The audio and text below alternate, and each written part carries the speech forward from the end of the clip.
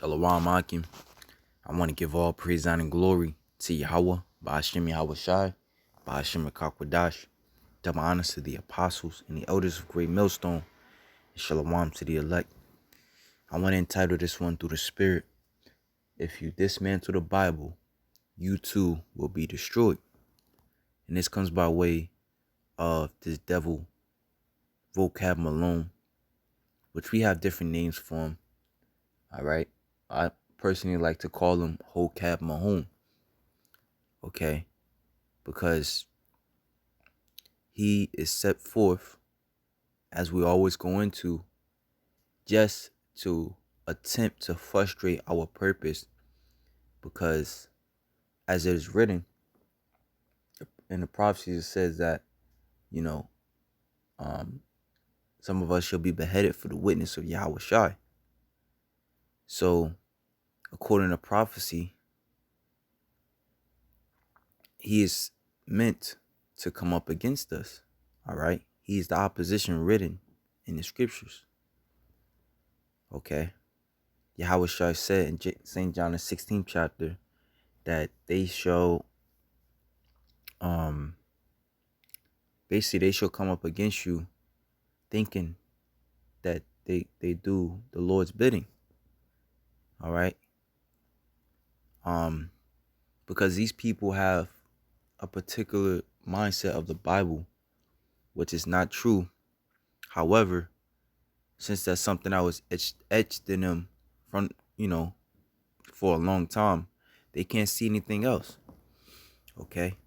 And this devil knows that. So therefore he's going to send a person that speaks words that they want to hear. All right. Words that's not of the scriptures, but of their own heart, of their own misunderstanding. Okay. And it's normally, well, if it's of their own heart, it cannot be of the truth. Okay, because the scriptures say the heart is desperately wicked. Who can know it? Okay, but I want to read this. This is Revelations 22, right?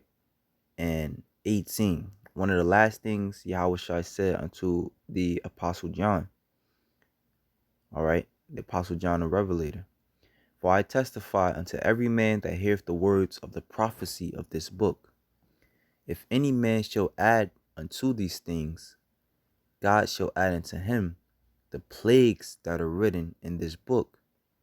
And if any man shall take away from the words of the book of this prophecy, God shall take away his part out of the book of life and out of the holy city and from the things that which are written in this book. Now, when you read this, we got to understand, with really any scripture, but this one, as we see, you have to imagine it as if, let's say, you want to offend somebody, so you indirectly say something about them out loud. Okay? This is basically what the Lord is saying, because in the scriptures is written of, talks about 2/3. It speaks about the wicked in Daniel 12. It speaks about how the wicked will never understand. Okay?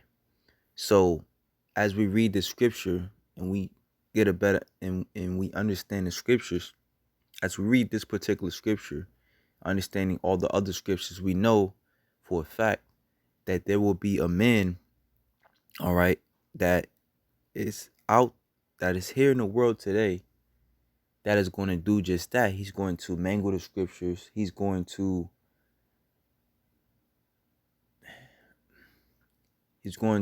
for lack of better terms, mangle the scriptures. I was also thinking about how here it is, you have a rope, right? It's twisted, it's to its perfection. You put it out there knowing that somebody's just going to come not detangle it, but detwist it. All right. And then it's all over the place. It's a fucked up head, whatever,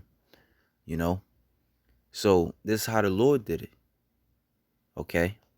And that's why the scriptures say, I have set forth the apostles last, as it was appointed to death. All right. Again, because there's men that he has set forth to give proper understanding of the scriptures. And there's men that he has set forth to mess up the scriptures. As a matter of fact, let's grab that. This is the book of Isaiah, chapter 30, I want to say. Was that 30 and 20? And though the Lord give you the bread of adversity and the water of affliction, yet shall not thy teachers be removed into a corner any more, but thine eyes shall see thy teachers, and thy ears shall hear a word behind thee, saying, This is the way, walk ye in it. Okay? When ye turn to the right hand and when ye turn to the left. So the Most High has set up men as your teachers to give you the proper understanding of the scriptures. Okay? But now when we go to what's that in the book of Sirach? Lock it, bear with me.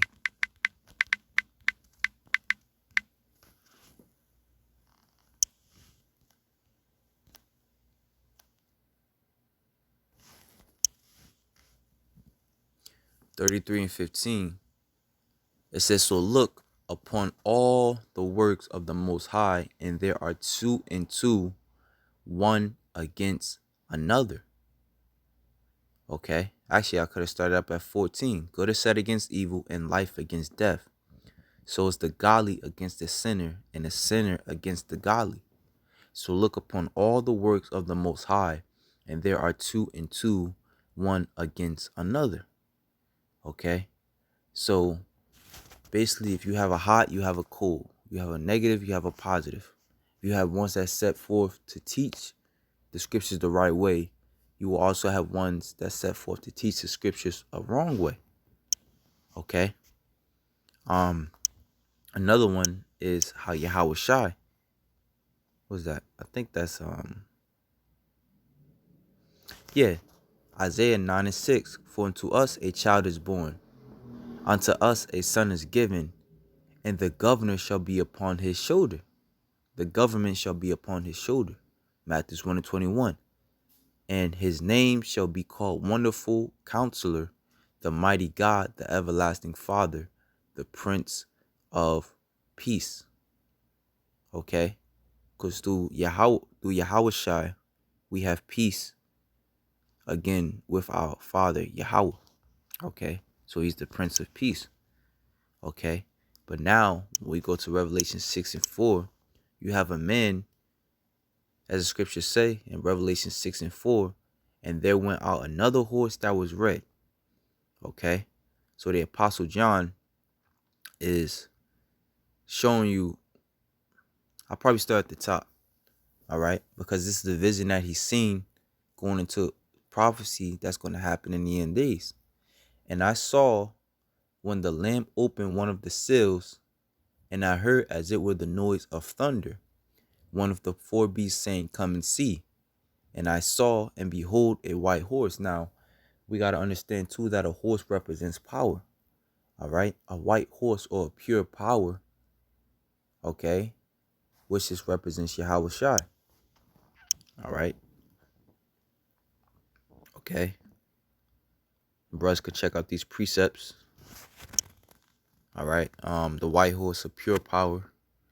Revelations 19 and 12.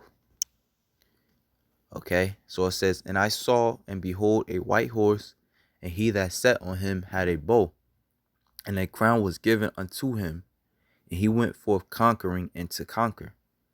Okay, again, Revelation 19 and 12 through 15. The scriptures speak about how when Yahweh Shai comes back, he's going to have all the crowns upon his head, meaning he's going to take this world back. And when he had opened the second seal, and heard the second beast saying, Come and see, and there went out another horse that was red. Okay. Genesis 25 and 30. All right, going into Esau, Edom, which peace was given to him to take. It was given to him to take peace from the earth, as you see, Genesis 27 and 38 through 40, how the Lord gave this devil his blessing was actually the sword. All right, Habakkuk 2 and 5 goes into how he is as death and cannot be satisfied. So it says, And there went out another horse that was red, and power was given to him that set thereon to take peace from the earth, and that they should kill one another. And there was given unto him a great sword. So, as we see, the works of the Lord, the works of Yahweh, the Most High, he put upon this world a power that was sent to bring peace and a power that was sent to take away peace. Okay? Yahweh Shai and Esau Edom. Okay? The rulers of this world right now, as the scriptures say, the earth is given into the hand of the wicked. Okay? Let's grab that. Job 9 and 24. So the leaders of this world, which are ran by Esau Edom, all right, which, you know, it's got to be a so-called white man, because here it is. It says right here, this is the point. The earth is given to the hand of the wicked. He covered the faces of the judges thereof. The ultimate judge, is Yahweh Shah, who the word inwardly calls Jesus Christ. All right. He's the ultimate standard of this world. Now, this devil, he painted him in the likeness of his image. Okay. As it says as he did in as it says in, was that Maccabees 3 and 48. And that's what all these devils did, man. When they took over a nation, all right, they set up an image that represented them. Okay. Going back into which the image that people follow today, that they think that look like Jesus, all right, goes back into Serapis Christus, which goes back into what? A Greco-Egyptian god, which goes back into, was a Ptolemy the First. Once he took over Egypt, that was his way of bringing peace to the place. All right. Nevertheless, he had to put his Edomite spin on it and add that, that Greco deity in there. Okay. So it says he covered the faces of the judges thereof. If not, where and who is he? Okay. So the earth is given into the hand of the wicked, this devil. Okay. So going back into Revelation 6 and 4 now. All right. It says, power was given to him that sat thereon to take peace from the earth. Okay. And how is he taking peace from the earth? He's basically doing everything contrary to the scriptures. The scriptures say after 7 years, you're supposed to let the land rest. All right. This devil continues to continue to chop down trees that are detrimental or that are very helpful to the air. It takes out the toxins in the air. I remember a brother was going into, I believe it was one of the elders. I can't remember. But it was going into how there's an actual tree. I got to look it up myself too. That actually takes metals out the air. And best believe this devil is cutting those down too. Okay. So power was given him to take peace from the earth. That's why it says in Isaiah 14 that the trees shall rejoice when his devil is taken down. Okay. Isaiah chapter 14, verse 4. That thou shalt take up this proverb against the king of Babylon and say, how hath the oppressor ceased, the golden city ceased?